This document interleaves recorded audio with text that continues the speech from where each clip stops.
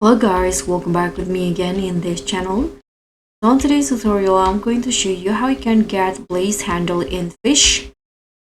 If you're searching for one of the coolest, rarest item in Fish Roblox, the blaze handle is a must-have for serious players.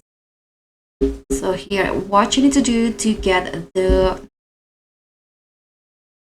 blaze handle, you can just come through the witch.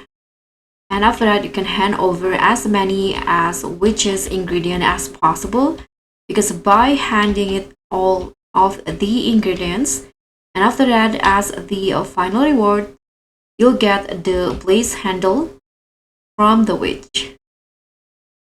So just collect the ingredients and hand it over to the witch and you'll get the blaze handle. I hope this simple tips will be helpful for you, so please give me a like, leave a comment, and also click on the thanks. I'll see you in the next tutorial. Bye!